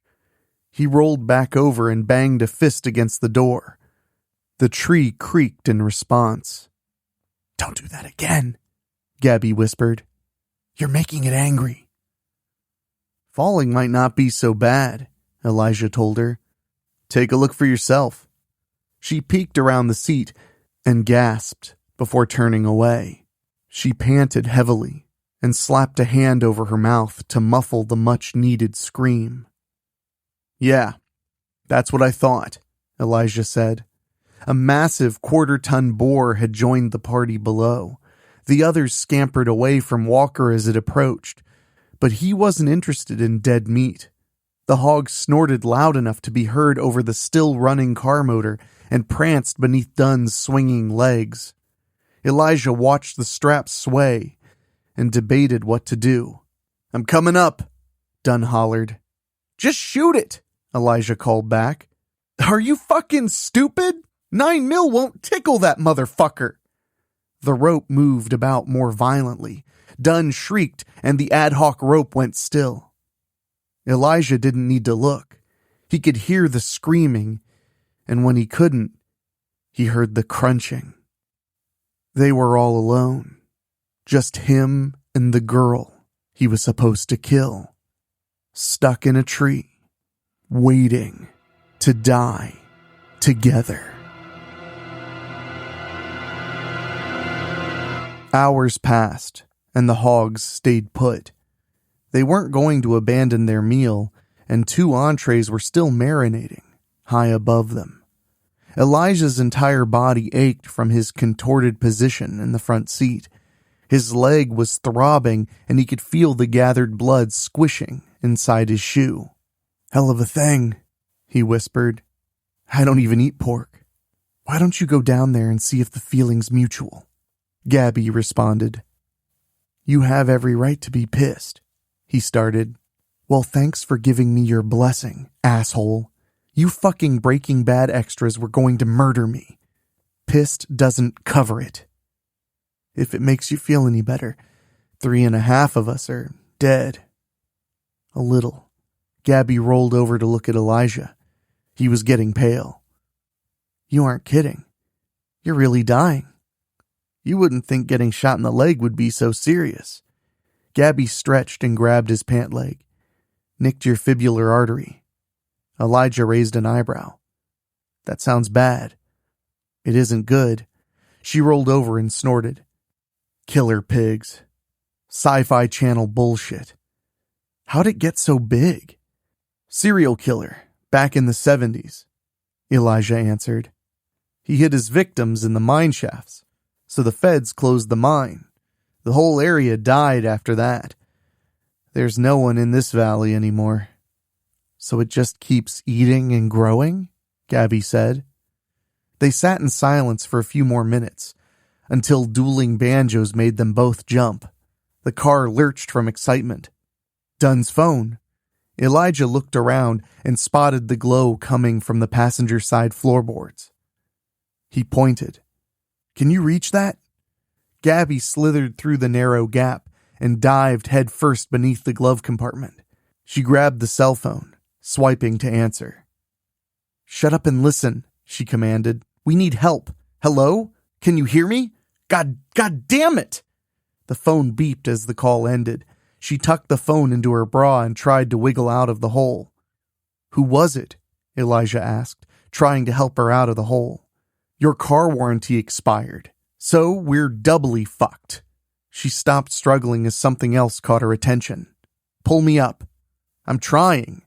Elijah tugged her studded belt hard while she pushed. "You're heavier than you look." "Just have to keep getting on my bad side, don't you?" Gabby reached up from the dash and pushed herself with a groan. She held herself there and tried to catch her breath. Signal kept, cutting out. Gabby raised Jackson's revolver and fired under her arm, striking Elijah in the chest. She fired again, putting another hole in his heart. "You weren't going to make it anyway," she said, empathetically. "That's the job," he wheezed. Blood stained his teeth as he smiled at her. "Still got time." "Time?" "To finish the job." Elijah kicked Gabby's wrist and she disappeared out the window. Gabby's fingers caught the steel bumper and she swung perilously over the reinvigorated herd. She fired the pistol at the massive hogfather to drive it away. It rammed the tree instead. The car shook and the antique bumper creaked. She shot again, hitting its shoulder. It growled and took another charge at the trunk. Gabby lined up the sights with the base of its skull and squeezed the trigger. Click. She threw the empty revolver at the bore and grabbed the bumper with both hands. She strained to pull herself up, and lunged for the hood ornament. It snapped off and she swung wildly again. The steel cut into her fingers, almost causing her to let go. The car rocked. The engine revved. Her captor wasn't dead yet.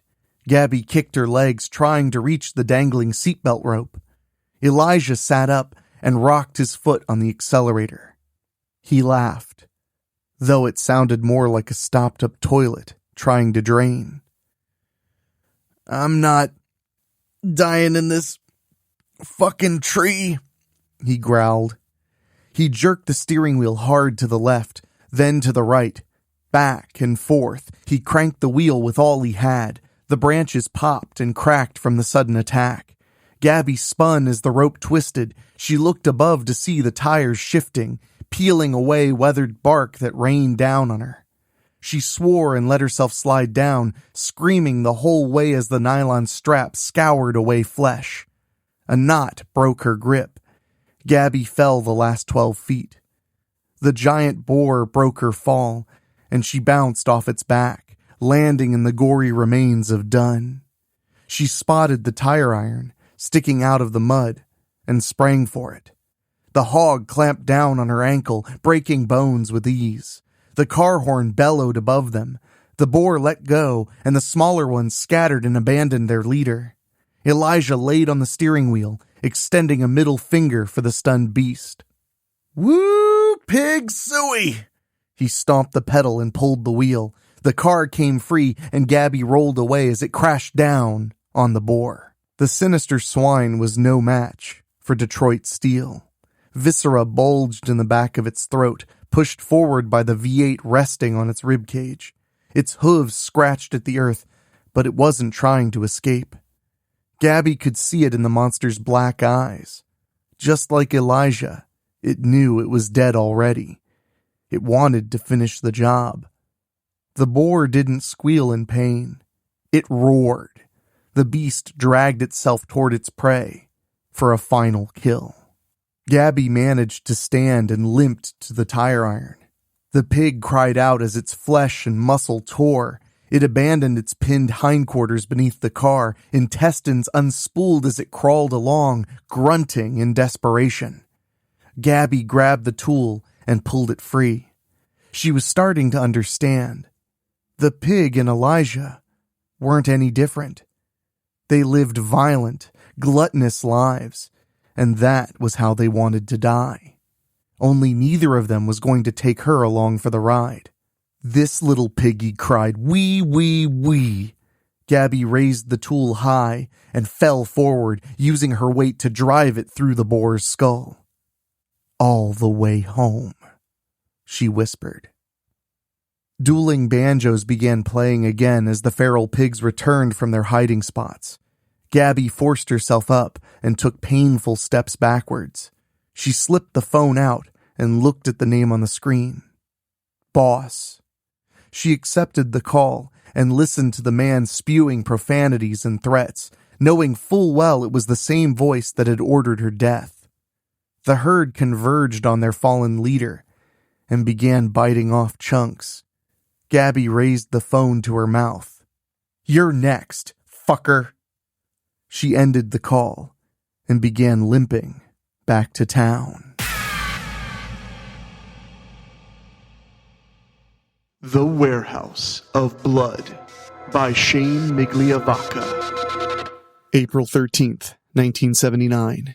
It's 1 a.m. on Friday the 13th, and I've been awake for 2 days. Will the 13th hold good luck for me? We'll see. My long brown hair needs a good combing. Haven't been back in the apartment in 3 days, and I think my bra is starting to stink of BO. I'm sitting here on a wood crate and my butt has fallen asleep. I've been following Teddy Stoneberry all night. Teddy's been the talk of the town lately.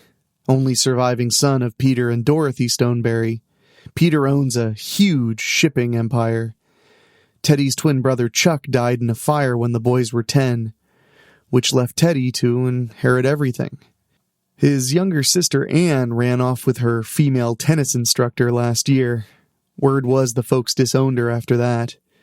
Lately, Teddy has been seen gallivanting about town with a model by the name of Susie S. No last name, just S. Guess that makes her interesting. Susie became a lot more interesting a week ago when she went missing. At first, it was looked at as another Susie lost weekend coke binge. Then her purse showed up in a gutter on 43rd Street. Everything intact, not even a penny missing. So, robbery wasn't a motive. If it was a kidnapping, why hasn't anybody come forward? Pretty soon, all signs were pointing at good old Teddy. He was known to have quite a little temper. The popular theory was they got in a fight over her drug habit and hit her a little too hard. Poor Susie is most likely stuffed in a crate on one of Daddy's cargo ships, halfway to Singapore. The other theory, Susie's old flame, J.J. Brown, he of a fifth-rate punk band called Motherfuckers from Mars, killed her in a jealous rage. I don't buy that theory myself. Teddy, he's involved somehow. I can feel it in my gut. I watch as he enters a warehouse owned by the family, not far from the pier. I can hear the water crashing against the side of a nearby cargo ship. There's a chill in the air, forcing me to pull my denim jacket tighter. Its furry collar prickly against my neck. I pull my wool wide-brimmed hat down. Time to snoop, Sam, I say to myself, watching my breath twirl in the cold night air. I slip off the box, worming my way past the stack of crates I was hiding behind. My butt and legs are asleep from sitting there, causing me to limp along for a few seconds before the blood gets flowing again. This is my favorite time of any story I'm investigating. Digging up dirt, sneaking around, butting in where I'm not wanted. Might not be respectable, but sure as hell is fun, though. If I can catch him red-handed, I'll have the scoop of the year. I'll be done with these shitty little news stories I've been covering for a year and a half. Just because I'm a woman, the chief gives me the most boring stories imaginable. Flower festivals and craft fairs. Fucking really? Catch him red-handed doing God knows what. I figure he wouldn't have the body stashed here, right? Maybe he's got something of hers here. It's slim, but it's better than nothing. Teddy entered using a door marked office. Too risky trying to enter through there. Maybe I can find another way in, an open window or something. Preferably nothing that involves climbing. Me and heights don't get along too well since that case with that embezzling councilman in the high-rise balconies. Oh, I'm in luck. I find a dumpster around the side of the warehouse.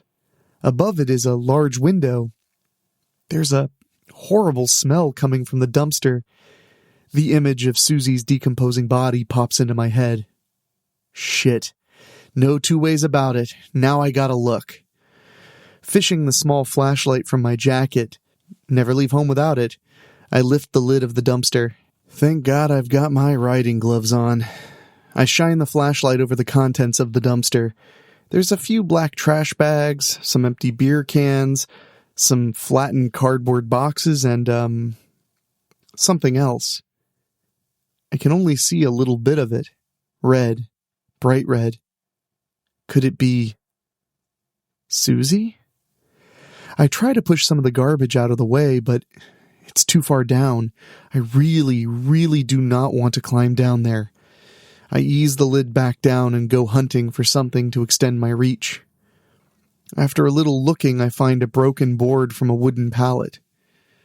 I head back to the dumpster and use it to push aside some of the trash while holding the flashlight in my other hand. Laying there under everything is what remains of a fair-sized dog.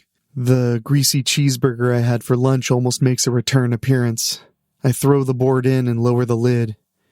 God, the dog looks like it was skinned.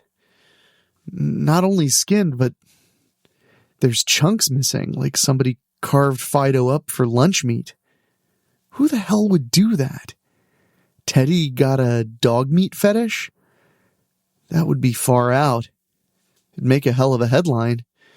I decide to go back to why I'm here, checking out this warehouse and where Teddy got off to. I climb up onto the dumpster lid. The cold metal creaks under my weight. One too many cheeseburgers. I try the window, but there's a wire mesh protecting it. That's what a high crime rate gets you. Worse yet, the glass is frosted, so peeking isn't possible. Damn their security and secrecy. I stand there, frustrated, trying to come up with another plan. That's when I hear a loud scream from inside. Shit! I jump down off the dumpster, trying not to break a leg in the process. I run around the side of the warehouse to where I saw the door marked office. Before I can pull it open, the door flies open of its own accord, knocking me on my ass and pushing the air from my lungs. In the commotion, I see a vague man-sized figure standing in the doorway, backlit with the light from within. I hear a groaning noise as it rushes past me. I try to get a good look as it runs away, but I'm too slow. I'm fairly sure it wasn't Teddy, but that's about all I'm sure of. I look off in the direction it went. I can try and follow, or go in the warehouse. I decide to go into the warehouse. Whoever knocked me down left bloody footprints. What is going on here? Just to be safe, I pull a small double-barreled Derringer pistol from my jacket. I keep it for close encounters. Better safe than sorry. The mayor might be cleaning up the city, making it safer for the good people, but it can still be pretty dirty. I pull open the door. There's a modest office inside with desks, carpet, and filing cabinets. The bloody footprints mar an otherwise decent carpet. Shame. Making my way through the office, following the bloody footprints back to their source, leads me into a hallway. The blood leads down the hallway to the main warehouse area. Aisle upon aisle of metal shelves, about 10 feet high, each one crammed with boxes and crates of various sizes and shapes as far as the eye can see. The blood trail ends in a large pool in the center of one of the aisles. There's nobody, just a hat. Looks like the kind a security guard might wear. A pained moan comes from somewhere in the back. The guard, maybe? I try to follow the sound, but get lost among the aisles. After a little fruitless searching, I give up. "Hello?" I call out. "Where are you?" Then I add, "I'm here to help." I was actually here snooping. They don't need to know that. There's no answer. I try a couple more times, holding my breath and waiting for an answer, when finally, "Here," the voice says weakly. A man's voice. "I'm here." "Keep talking to me, buddy," I holler back. "I'll find you." After a few minutes, I find a very beat-up Teddy Stoneberry in the rear of the warehouse. He's slumped against a wood crate, a large gash on his forehead, another on his chest. His hair is matted with blood. "What happened?" I ask, kneeling down by him. "Who?" he mutters. "Who are you?" I need a good lie. "Jenny Smith. I was passing by. Heard a scream? Not good, but it'll do." He's barely with it anyway. His wounds look pretty bad. He needs help, but the reporter in me overrides my natural instinct to help. "Who did this to you?" I ask. His only answer is a groan, his eyes closing as he slumps forward. I check him. Still alive. Trying to wake him, I shake him a little. "Come on, Teddy, stay with me."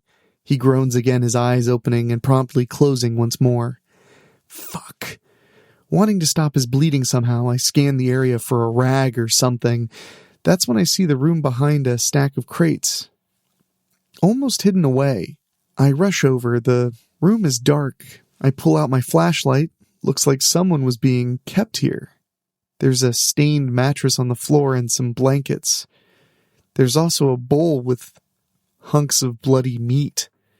The smell of rotting meat and urine is overpowering. I back away, trying not to vomit.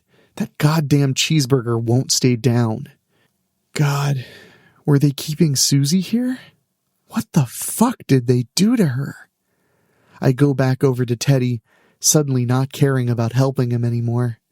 Angry, I shake him hard till he moans, his eyes fluttering open. "Who did you have here?" "Who?" he mumbles, his head drooping forward. Hey, I slap his face, leaving a red mark. "Stay awake, Teddy, come on. Who was in that room? Susie?" He laughs, coughing on his blood. "Susie who? Susie Q?" "In that room," I point. "Were you keeping her there?" Teddy coughs, spitting out some blood right onto my cheek. Thanks. He grabs my left arm tight. Brother's here, he says before finally going out again. His grip goes slack, his hand falling to his lap. Brother? Your brother's dead, I say, even though he can't hear me. Off in the distance, somewhere in the warehouse, there's an excited whoop. Then, one by one, each row of lights goes out, leaving Teddy and I in the darkness.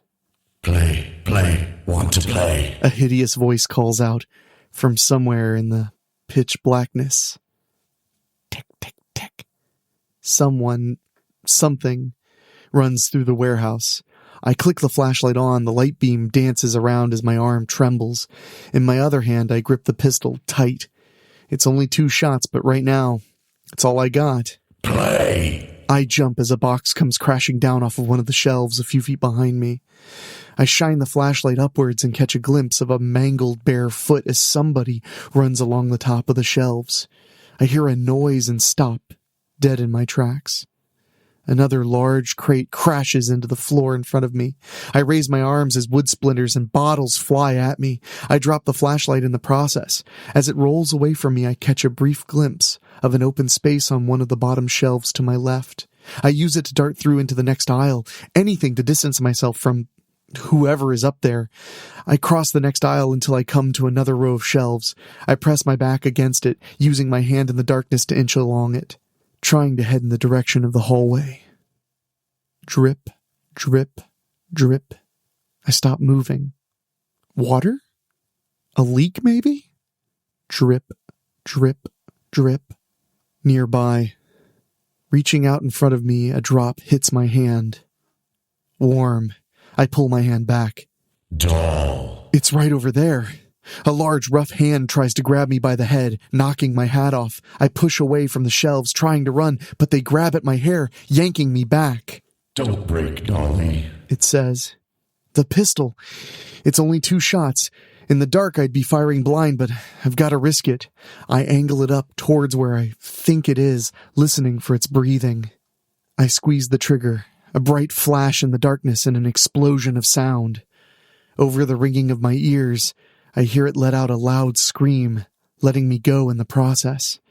This is all I need as I run. There's light ahead. I'm not sure if it's from outside or just my eyes reacting to the muzzle flash of the pistol. At this point, I don't care which it is.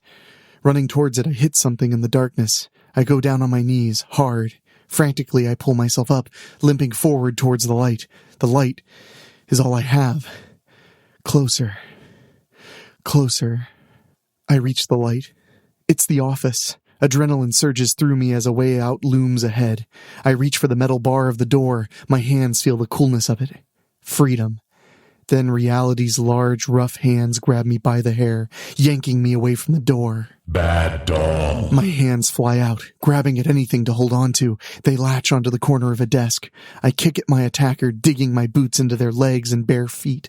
Howling in frustration, they throw me over one of the desks. I tumble over, colliding with a chair, and crash to the carpeted floor. I lie there. The carpet really is nice. I could take a nap here. Dolly? No, don't lie down and die. Fight! I see it there, just under the desk. A letter opener. I pull myself towards it, fingers outstretched. Crawl, Sam. Almost there. Bad Dolly. A shadow falls over me. It's here. Got it. My fingers wrapped around the plastic handle of the letter opener. I roll over, coming face to face with it. With him. He looks down at me. His face was once handsome, but it's marred by horrible scars now. Old burns healed over. Drool hangs from his lip like a pendulum. Sparse tufts of hair dot his fire-ravaged head, the right cheek of which is partially burned away, leaving a gaping hole. Jagged bone poking through.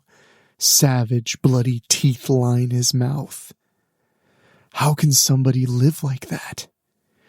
He reaches for me, his large, coarse left hand caked in dried blood. The right arm hangs limp, a large, bloody wound just below the shoulder. Is that where I shot him? Broken Dolly, he says, the words whistling through his exposed cheek, his hand gently stroking my face. I fix. He grabs me by the throat, his grip tightening. Lord, he's going to pop my head off.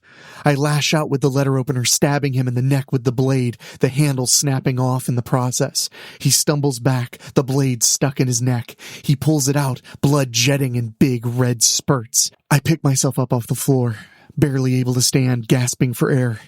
He looks at me, panicked as his life drains away. Sadness in his eyes. Pretty. He says, reaching out with his hand before tumbling backwards into a desk. He comes to a rest on the carpet, blood pooling around him.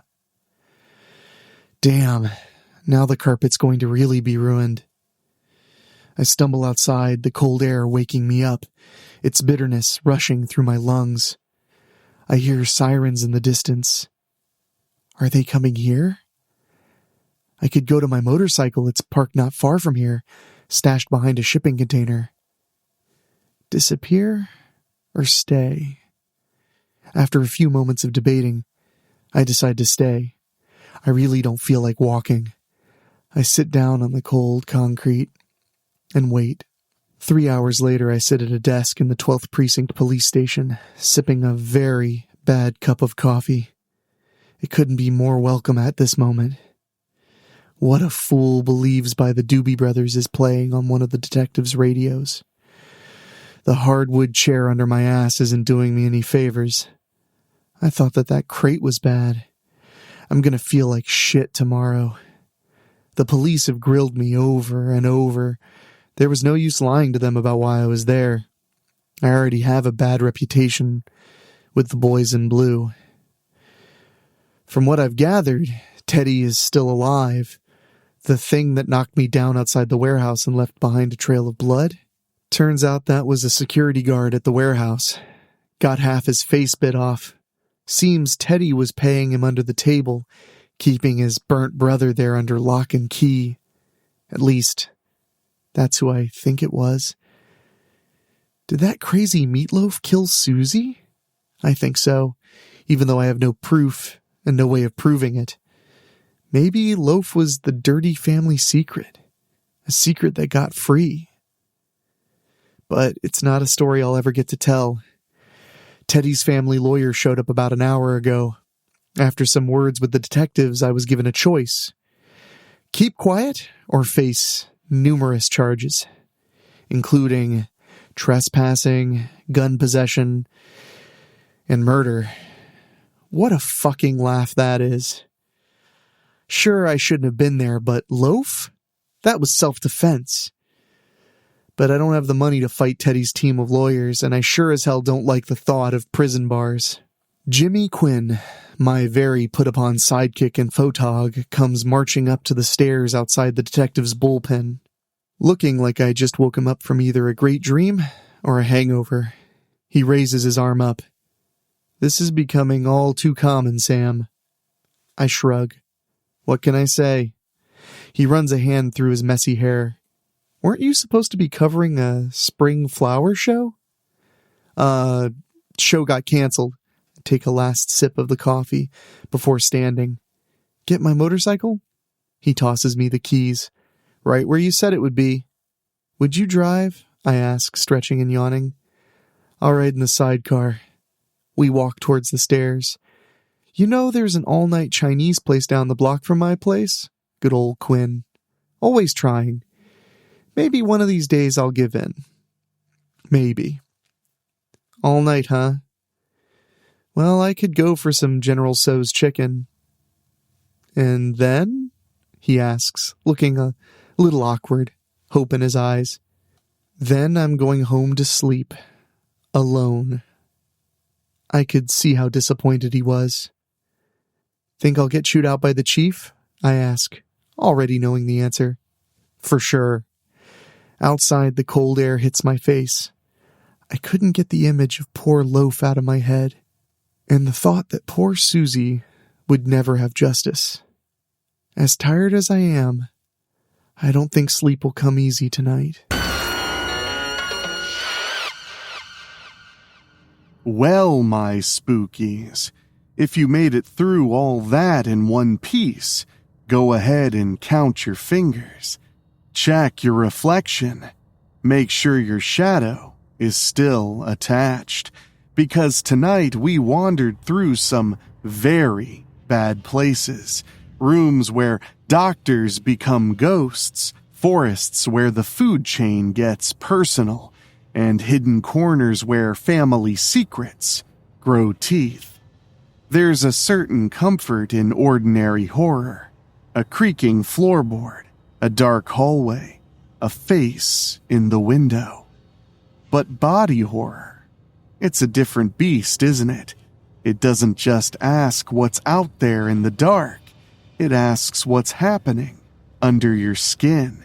It asks whether the monster is chasing you, or really the monster is already using your hands. And mad science, well, mad science is just human arrogance with better lighting, a clipboard, a locked door, and a little funding, and a little secrecy, and a little voice saying, "What's the worst that could happen?" Then the power goes out, the cage opens, the trees start moving, the warehouse, it starts breathing, and suddenly somebody's last words are probably something very scientific like, "Oh shit." So, sleep tight tonight, my spookies. Try not to think about every electrical socket in the room. Try not to wonder what's moving in the woods. Try not to imagine what might be locked away in some forgotten building with a family name on the deed, and something wet dragging itself across the floor. And if you hear a sound in the walls, a scratch, a squeal, a crackle, a whisper saying it only wants to play, well, maybe don't investigate. That's how they get you. Until next time, stay creepy, my spookies.